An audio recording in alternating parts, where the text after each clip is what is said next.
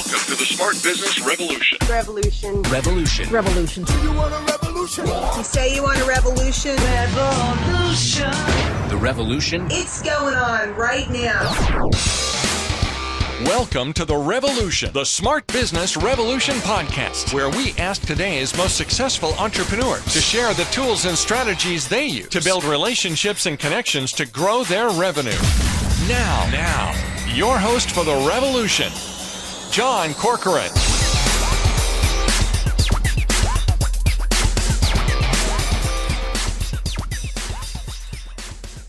All right, welcome everyone. John Corcoran here. And for those of you who are new to the program, who have never listened to an episode before, first of all, you're in for a treat today. And secondly, go check out our archives. Got lots of great episodes there with smart CEOs, founders, and entrepreneurs of all kinds of different companies. And we got some great upcoming episodes. Recently, we got Quicken, we got Redfin, we got HubSpot, some interesting companies. But this is part of our agency leader series where we talk with some of the interesting founders and CEOs of different agencies, digital agencies that are doing really cutting edge work in today's evolving market and economy. And so we're going to dive into that. And of course, I am the co-founder of Rise25, where we help connect B2B business owners with our ideal prospects. And my guest here today is Shaheen Samavati, and she is the CEO and co-founder of VeraContent. It's an agency that manages global social media and content marketing channels for international brands. She was based in the US, now based in Spain. They've got team members all over the globe, about over 200 different freelancers and full-time people that are all working collaboratively together to generate content in multiple different languages. So there's so many different challenges that I want to really dive into. She started a career as a journalist. As a child of a journalist and kind of a part-time aspiring journalist myself, we're going to talk a bit about that. She also got her MBA at IE Business School in Spain, worked in corporate communication, worked for the Wall Street Journal, also worked on the founding team for a real estate startup, Spotahome as well, before starting VeraContent in 2016. Also, launched the Content Mix, which is a community for those looking to advance in their content career. So we're going to talk about that as well. This episode brought to you by Rise25, where we help B2B businesses to get clients, referrals, and strategic partnerships with done-for-you podcasts and content marketing. You go to our website to learn about that at rise25.com or email our support team at support@rise25.com. All right, Shaheen, first of all, we connected through the EO world, the media marketing channel, and I thought you were doing some really interesting things with your company. But let's start as a kid. Now, you kind of... we have so many things in common in terms of kind of the journalism and the entrepreneurship background, but you literally kind of combine those two. I asked you if you did anything entrepreneurial as your kid, and you started a newspaper with a friend, which is so cute. Tell me about it. Yeah, well, it's this is going way back, but like just when you asked me that question, it made me think about like back in the second grade, I already had an interest in journalism and in entrepreneurship because my best friend at the time, her father was the editor of the local newspaper. So that I think was our influence and inspiration. But we decided our elementary school needed to have a newspaper, and we decided to create it on paper and go make our own photocopies, fold it in half, and give it to a bunch of kids. Which we did like on a couple occasions. So we had more than one edition. It was serious. Cool. Very profitable. Yeah. This must have been a very profitable endeavor. Yeah. We didn't think that far into it. Yeah. I think we did put a price, but I don't think we actually charged. But it's interesting. I learned my lesson there, though. Yeah, but I mean, it shows the foundations of your interest in writing, your interest in editing, and your interest in creating something from scratch, which is, what you've done as an entrepreneur.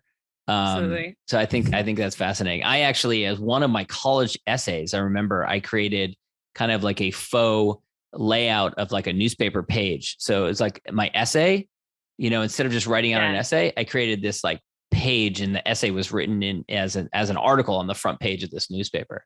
So I kind of like had similar types of kind of interests and everything. And I also, like band camp, everyone says like the nerds go to band camp. I went to journalism camp in high school, which is kind of like a nerdier version of band camp as well. I wish my school had that. I would have been all about it. So you end up going, did an internship. You grew up in Ohio with the local paper there. And then you end up getting into business journalism because Why? Because people had told you that that was an area where there's a lot of opportunity?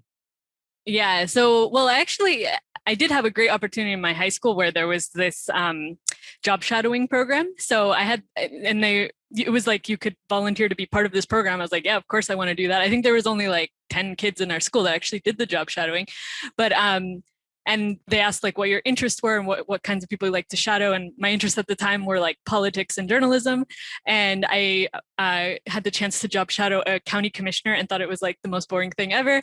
And then I got to job shadow a newspaper reporter. And I was like, oh, that's awesome. That's what I want to do. And that's what got me into it. After that previous experience as well with my fledgling newspaper, made sense.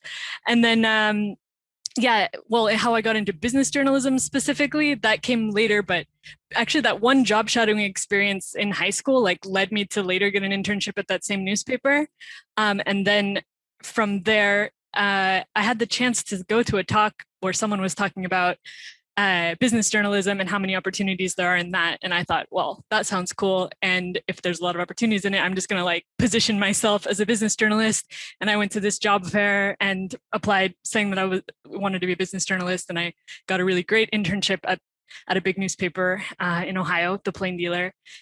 And which is the newspaper of Cleveland. And I ended up getting a job there after graduation, and that was how I got into it. It's interesting because so my father was a journalist when I was growing up. He started in print, went to TV, and then my best friend growing up in high school, he and I connected because both our parents were journalists. His dad, so Jason is his name. His dad, Bill Rempel, was an investigative journalist for the LA Times, wrote these really interesting cutting edge, but that's really kind of the sexier stuff, right? Investigative journalism. That's what most people want to go into. So were you kind of like the maverick wanting to go into business journalism in college? Yeah, I think that, I mean, actually, I was really interested in doing like the boring stuff, writing about stocks and whatever. Like, I don't know, I found that fascinating. But I think it's not what was popular. So it worked out great for me because there is like a huge amount of business content that needs to be created. Yeah. And most people want to be either like the sexy investigative jobs, the political stuff, which is what I started out doing. Actually, I did an internship in political reporting as well, which was cool. It actually has a lot of things in common with business journalism though, in terms of like talking to influential people and telling their stories. But I think, and then on the other side of it, people want to be like arts and culture writers and write about the fun things. And that's really hard to get into. Yes. You have to be a great writer too. Yes. Exactly. Yeah. So. What were some of the most memorable stories that you wrote or most interesting? Like, were there interesting entrepreneurs that you connected with or stories that you covered or companies that you covered? Yeah. So, I mean, I got to write about really fun things when I worked at the Plain Dealer because I was like the technology, I wrote about technology companies and small businesses as well. So I wrote a column called Bright Ideas that was all about people who had cool startups, basically. Oh, you're a columnist already. Wow. That's well, it was like a feature. It was a weekly feature that I wrote. In the journalism world, becoming a columnist is like the cream of the crop. I didn't get my face on it. Oh no. Okay. That's as good as it gets. Yeah. Yeah, that's true.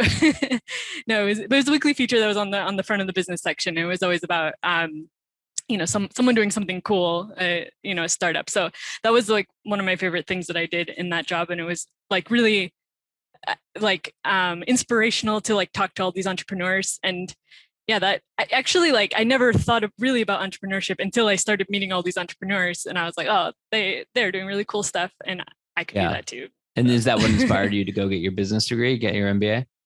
Yep. Pretty much. Yeah. I was like, okay, writing about business is cool, but I'd rather do business. Yeah. So yeah, that's why I ended up actually coming to Spain to do the MBA. So. It's an amazing thing to get paid, especially in your early 20s, to write, because it's not easy to do. And then you go back to grad school. And I had a similar experience. So I was a writer in presidential letters and messages in the Clinton White House, and then go and get my law degree.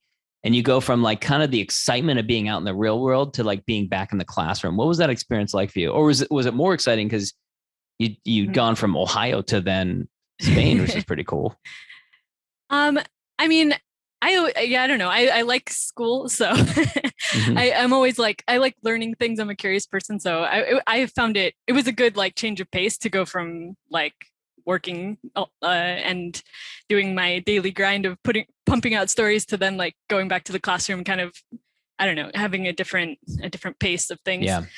And yeah, it was super interesting. Like I really enjoyed the coursework of the MBA. So yeah. And I did like this English program in Madrid. That was, like I said, why I decided like to combine two things that I really wanted to do, like study business and live abroad. Is something even though my father's like from Iran and I have an international background, I had always lived in the US, had never had any experience living abroad. I didn't do study abroad in college. So I was like, now's my chance. It's funny. Another thing we have in common, because I felt the same way. I didn't study abroad during college, regretted it, and then ended up going to Dublin for a summer while I was in law school as kind of like a makeup, like, because I'd missed that opportunity in college. Yeah, exactly. You ended up getting an opportunity to write talk about jumping to the big leagues, to write for the Wall Street Journal shortly after you graduated with your MBA. What was that experience like? Yeah, well, so after I came to Spain, I was like I finished the MBA. I had the opportunity to work in corporate communication in a company after the MBA, but it was only a short-term contract, which they didn't renew. And the company actually went bankrupt. But I really like Spain. So I was like trying to figure out what I could do, like if there was something else I could do in Spain. So I just reached out to a bunch of news bureaus, and I ended up having to write to the Dow Jones Bureau at the right time, that they happened to need they were doing a lot more coverage of Spain at the time, because there was the whole like housing crisis happening. And so they needed more stories about like what was going on with real estate investment in Spain. And I was like, I can do that. So that's how I got into it. I was doing that for about a year, writing freelance stories for their about real estate investment. And then you have your first, other than the newspaper, your first entrepreneurial startup. You're co-founder of Spotahome, which sounds like an Airbnb type of platform. You were there for about a year. What was that experience? Yeah, that was a crazy experience. I did that. Like I had this thought. So at the time I was freelancing, like I was saying, I was writing for the Wall Street Journal, doing some other freelance gigs. And then I had some friends who were starting this company and just happened to be at the right place at the right time again, or maybe the wrong place, because I don't know. But basically they wanted to start, they were mostly Spanish speakers and wanted to start a business that had international scope. And so I got involved to like help them with doing all the messaging in English in the beginning. And so, yeah, I was part of the founding team. And it was like a whirlwind experience, because it ended up being one of the like, I mean, I was only there the first year. So when I joined, they had like no funding and were like, okay, everyone's working for free, and someday we're going to pay you when we get venture capital investment. And they actually, and at the time I was like, didn't know if that was ever going to happen. But in the end, it ended up becoming one of the best funded startups in Spain, and like grew to 300 employees. And it was like a crazy startup story.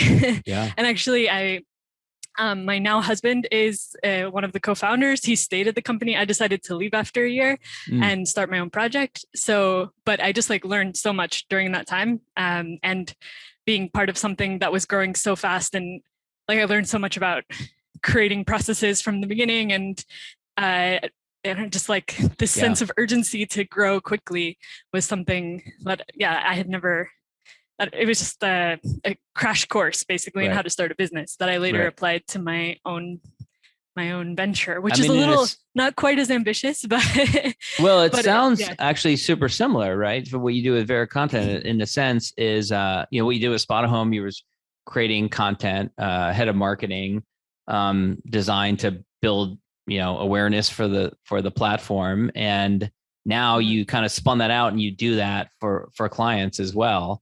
Exactly. I did like build the content operations for that startup. Also, we did do things. We started out in English, but then we did expand into more languages. So I really like understood like what goes into that, and the complexity that there is in like building this kind of a team. And now basically what I do is to do that for other companies. But I would say the type of company that I'm running now is a more traditional agency model with a more, I mean, we're self-funded, we're,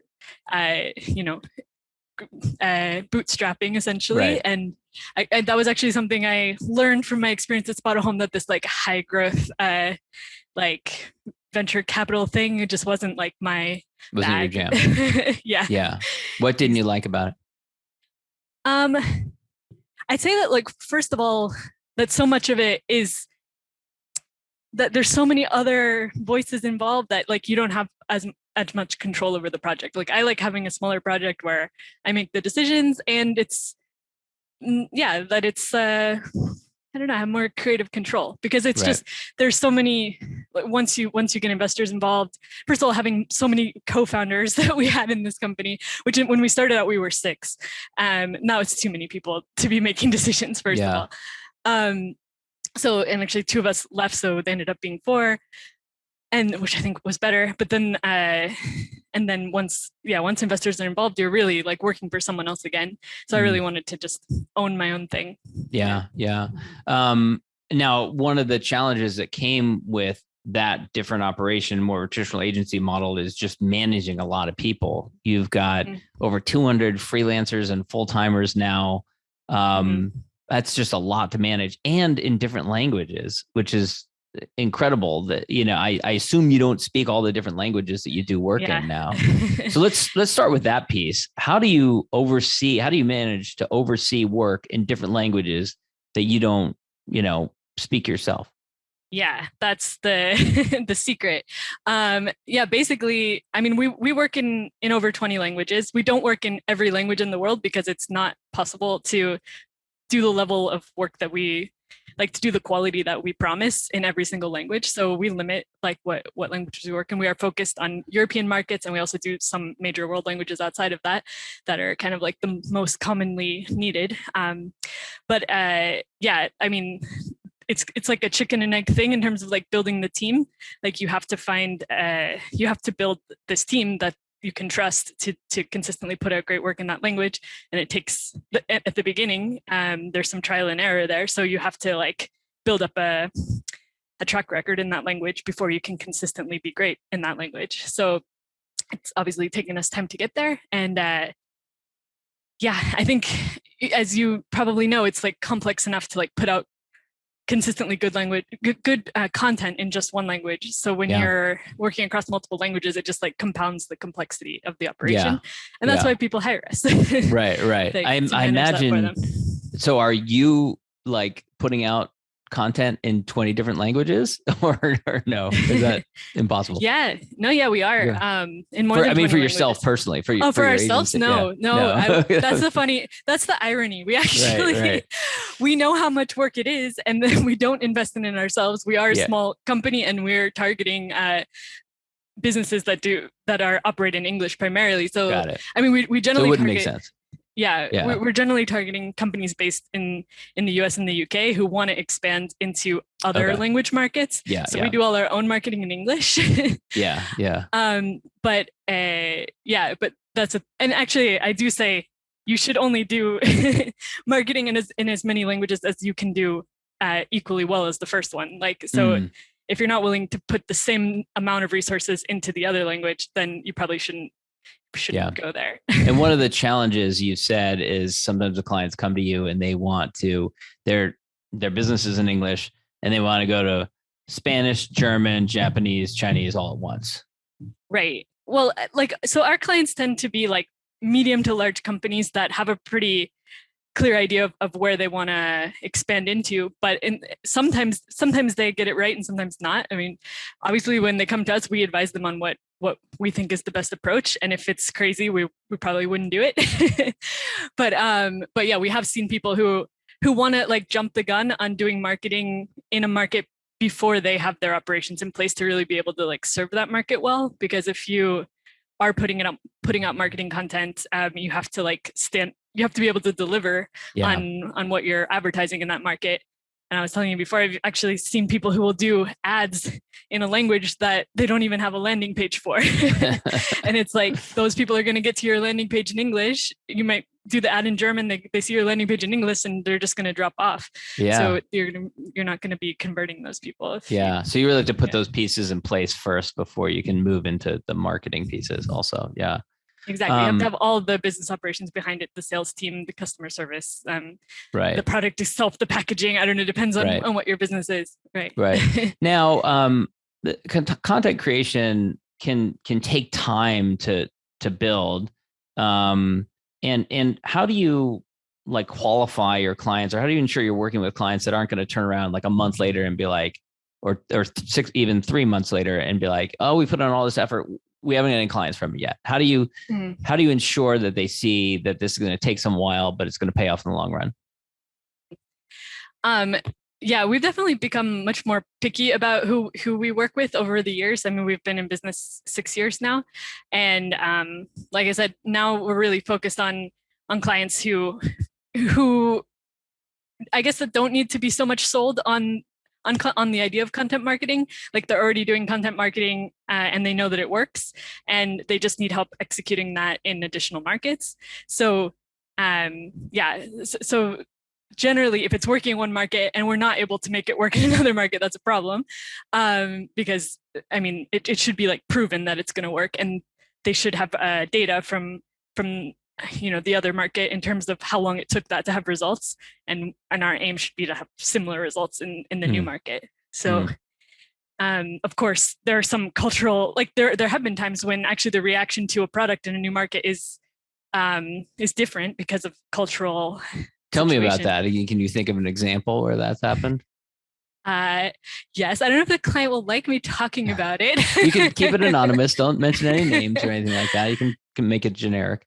Yeah, no, well, it was just a brand that had a product that we were promoting on social media, that in some markets, it was like something for holding coffee in your car, and people thought that it was like a silly product. We're making fun of it.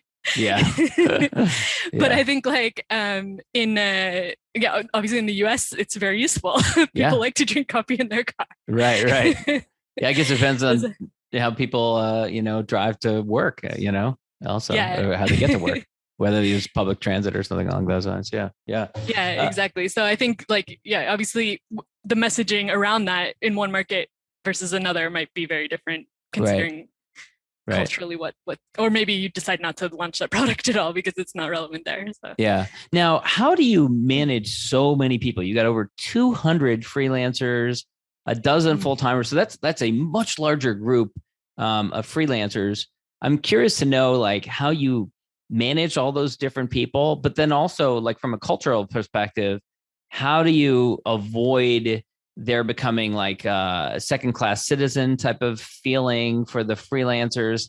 How do you keep keep them in the fold and make it feel like one company? Because a lot of companies out there struggle with the idea of doing anyone who's not full-time. That's a struggle for them, that whole concept of it. So how have you managed those things?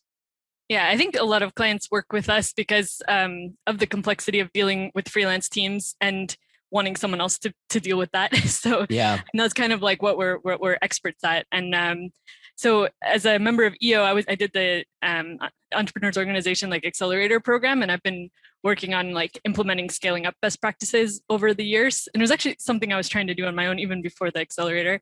But I went through it as well. Amazing program.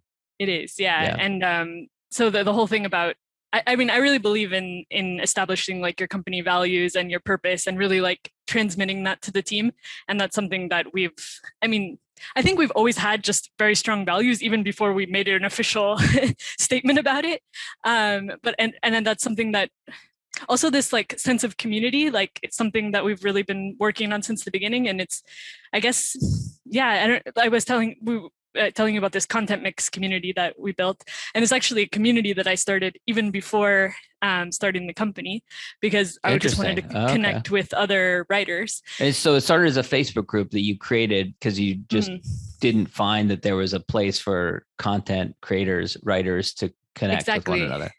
Yeah, actually, I originally started the group because I was freelancing, and sometimes I would just come across jobs that weren't a fit for me, and maybe someone else could benefit from. So it was just this place to like share opportunities with other freelance writers, and then it ended up, yeah. I mean, I think the community grew on its own, and then when I started the company, we ended up using that group to like recruit a lot of our writers, and then we, as a company, I decided to like, okay, we should really put more resources into building this community, create content just for them.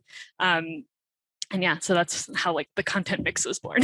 So is it something that is primarily a feeder tool to find freelancers that you hire, or is it like its own separate business that has a profit motive, or that you sell products and services through? No, we have thought about that. Like, hey, maybe we could offer training courses or something to this other audience, because we have this very like engaged audience of writers, a lot of them who really like that we don't work with directly, right? Like, I mean, out of everyone in that group, maybe 2% of them we've actually hired, or I don't know, maybe more. But actually, I should do some number crunching on that. But anyway, yeah, no, it's really just something that I created out of personal interest that has become this recruiting tool for us. And yeah, it's nothing more than that at the moment. Got it. But it's worth putting the effort into really building it out, adding more resources to it because of the value that it brings, just in terms of like a funnel to hire people. Yeah, absolutely. I mean, like, I think because that's one of the bigger challenges for many agencies, right? Is like getting talent. Right. Like, I think, like I said, like at the core of what we do really is managing talent. So constantly having access to really great writers is like the bread and butter of what makes our business go. Right. You know, like, I mean, that's such a fascinating, I mean, you know, it's such a common question amongst different agencies, you know, where do you find good people? Where do you find good people to hire? And you did it like almost backwards. Like you built the community first before the company even existed. And that is a source for good talent. Yeah. And we're like constantly getting people reaching out to us, like wanting to work with us. And it's, and I think it goes to show like, yeah, we've done a good job in terms of like building buzz around what we're doing. People are excited about working for us, even though we are like a pretty small company. Right. I mean, we're not Facebook or anything. Right. But yeah, people see us as like a kind of, I don't know, cool, like like place where people are really involved because they can see the interaction that we're having on our groups. Yeah. What about, I want to ask you about, I often say that the thing that you do best eventually becomes your bottleneck. What I mean by that is that, you know, like for me personally, like I've always been a writer, and eventually you get to the point where it outgrows you. And like, in order for your company to grow, you can't just do that, you know? And like for you, like your company is creating content for others. I imagine that you do a lot of that for yourself, but then eventually you kind of fit this, you realize like, in order to grow beyond this, we have to do other things as well. How have you approached that? Or have you just said that, you know what, we're just going to keep on doing what we're good at. This is what we do best, and we're going to double down on that. Or do you branch out and start doing other things for yourself, if that makes sense? Yeah. Our own marketing strategy has been completely about like reputation building and not so much about, like direct sales, I guess. Like that's something that like our core competency really is like content creation, like, you know, showing that, I don't know, that we're experts, like that we know what we're talking about, like creating content around that. But in terms of like, I don't want to say that we're bad at it, but it's true that, and in terms of like outreach or like, and also just like converting things into sales. So that's just not like our strong point. Like we just want to help people and to be these altruistic. And that's like the same, like in the community I was saying, like I created it just because there was a need for it. And and it was something that could help, but not like with like so much of a financial motive. Of course it benefits the business, but luckily clients pay for our service. So we've got that going for us. Yeah. I mean, it's working, right? So yeah. But I also love that. But it's kind of like despite, you're kind of saying we know who we are and we are authentic to who we are, and we're going to keep on being who we are. in a way, right? Yeah. That's true. We're running short on time, but I do want to ask you about, because I love asking this question to different agency owners. March of 2020, or maybe in your case, it might have been February 2020. But what was that like for you when you started to see this pandemic unfolding? What were you thinking? You've had your company at this point for about, I think, 4 years at that point, 3 or 4 years. Were you thinking, oh my God, I'm going to lose everything I built? But what was that like? I'm extremely optimistic person. So I was like, everything will be fine. This whole pandemic, this will be over like quickly. 3 weeks, right? Yeah. I was kind of the same way. It's no big deal. Yep. And then, it was a little scary at the beginning because a lot of clients were just like putting a pause on their marketing budgets. But then, luckily for us, I mean, it turned out that a lot of a lot of marketers weren't able to do other types of marketing and decided to like double down on content. So in the end, we had a really good year in 2020. So it worked out well in that sense. I think anyone in like digital marketing space probably saw some benefits from that. And things have kind of normalized since then. So yeah, definitely. That's interesting. All right, I want to wrap things up with the last question that I always ask, which is, I'm a big fan of gratitude, especially expressing gratitude to those who helped you along the way. And when I ask that, what I'm really getting at is mentors and peers and contemporaries. A lot of us like to thank our family. We like to thank our team members, and that's totally fine. I think that's wonderful, but I love to hear what peers, contemporaries, mentors, you would want to shout from the rooftops and just thank them for what they've done for you.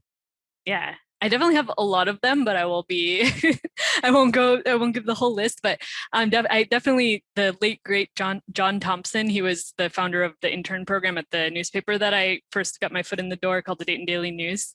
And he was kind of the visionary behind their intern program and helped a lot of people. And then definitely, I would give a shout out to my friend Natasha Mason, who's the founder of International Women Building Businesses, which is a great community, really supportive, and she's a great business mentor. And then also, of course, EO, the Entrepreneurs Organization, everyone behind the Accelerator program. That has been a huge benefit to me. That's great, Shaheen. Where can people go to learn more about you, connect with you, and learn more about VeraContent? Yeah, so VeraContent.com is our company website. /mix is the content mix community, and where you can find links to all of our social media stuff there. So VeraContent.com/mix. Excellent. Shaheen, thanks so much. Okay, thank you. It's great being on the show. Thank you for listening to the Smart Business Revolution podcast with John Corcoran. Find out more at smartbusinessrevolution.com. And while you're there, sign up for our email list and join the revolution. Revolution. And be listening for the next episode of the Smart Business Revolution podcast.